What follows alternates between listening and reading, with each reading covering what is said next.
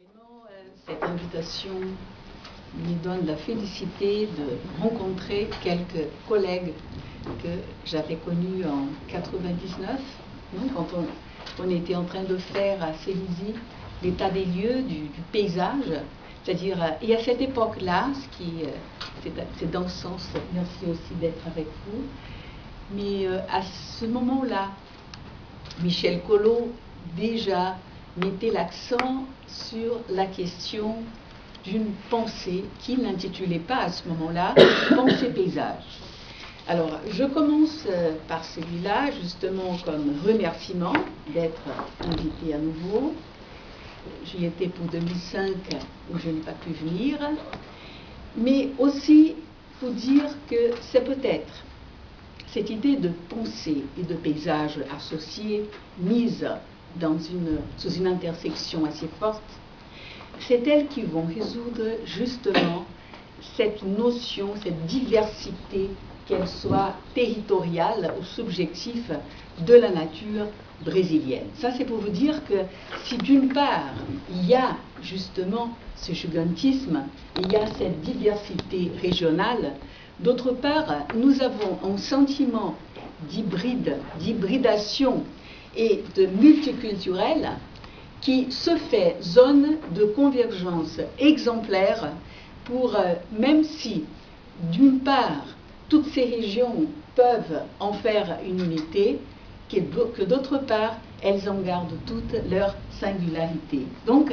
je crois que le grand point de convergence de ce Brésil, tel qu'il a été toujours, c'est justement cette idée, cette conscience profonde de la pensée d'une certaine multiculturalité, non, et que cela apparaît déjà sous forme, on dit le Brésilien est gai, il y a de la gaieté, mais il y a plutôt un sens de la mélancolie brésilienne qui vient déjà depuis là, Paulo Prado, non, quand il essaie sur la mélancolie, c'est sur la tristesse brésilienne. Bon, ça c'est pour vous dire que justement la nature compte, mais cette nature du dehors, elle renvoie toujours à une certaine pensée intérieure et très subjective.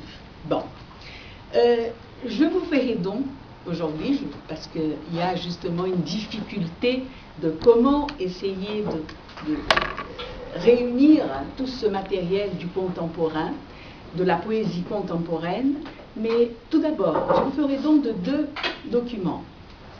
L'un que je passe maintenant, pour que justement vous puissiez accompagner les poèmes que je vais lire et que je vais essayer d'expliquer, de lire, de vous apporter ma lecture d'un Brésil contemporain à travers la poésie. Mais je ne voudrais pas que cette question de genre, que ce soit le roman, que ce soit la poésie, quelconque. Au fond, ce qu'il y a, c'est une écriture brésilienne, non, que l'on retrouve surtout, je vous conseillerais de lire ce dernier roman, c'est l'un des derniers romans cités par Jacqueline, de Milton Akum.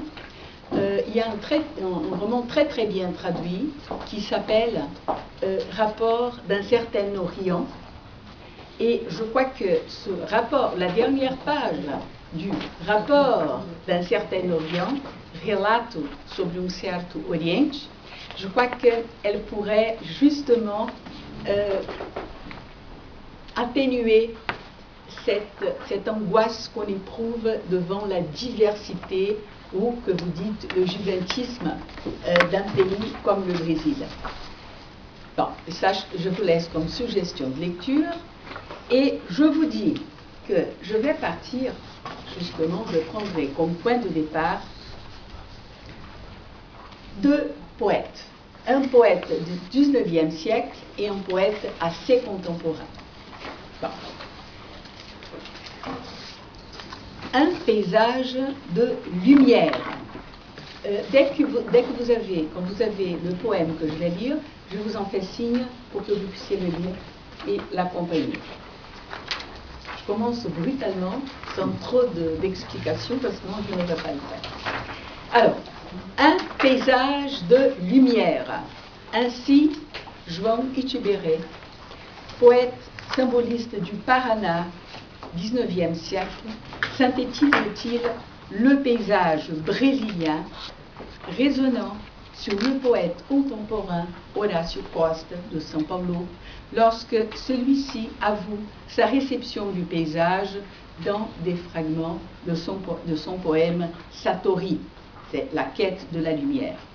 Comme le dit Horácio Costa, le problème, c'est d'avoir vu tant de reproductions lorsque j'étais très jeune, des paysages fabuleux fanés, des palais et leurs grands escaliers rongés par les années, des parcs et leurs statues figées, des pages et des pages, des fonds épuisés, des visages de touristes pressés qui s'ajoutèrent peu à peu à la banalité essentielle de n'importe quel espace. Ma géographie enchantée est tout autre. Par-delà les yeux et le cœur sauvage, grandit et chemine la résultante soi-disant habitable. Fin de citation. Convergent ces deux poètes dans le dialogue singulier que le paysage brésilien établit avec la lumière comme symbolisme à déchiffrer. Comment traduire le paysage poétique brésilien par cette médiation de la lumière approchée à celui de la quête d'une géographie tout autre? Regard qui se complaît dans l'impact du magnétisme tropical, ou regard qui perçoit sous cet espace lumineux les traces d'un espace autre à dédoubler et à composer. Paysage sans figure ou paysage avec figure. Entre contemplation et clairvoyance, la poésie contemporaine au Brésil prend la voie de la lucidité, de celle qui imprime dans les effets lumineux le parcours d'une certaine diction poétique en deçà et au-delà des seuils géographiques, subjectifs et disciplinaires. Le Brésil n'est pas loin d'ici. O Brasil não é longe daqui, dit le titre d'une étude de la critique Flora Susequim, insinuant cette nouvelle cartographie à établir où la célébration d'un Brésil fabuleux cède la place au paysage comme lieu opérateur de transférences artistiques et culturelles.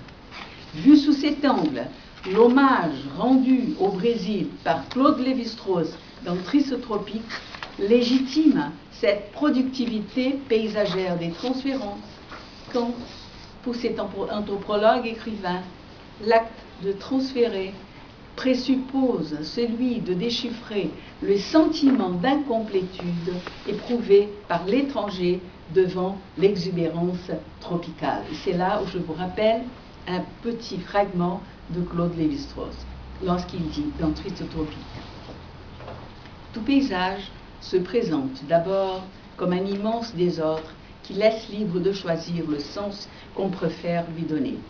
Mais au-delà des spéculations agricoles, des accidents géographiques, des avatars de l'histoire et de la préhistoire, le sens auguste entre tous n'est-il pas celui qui précède, commande et dans une large mesure explique les autres?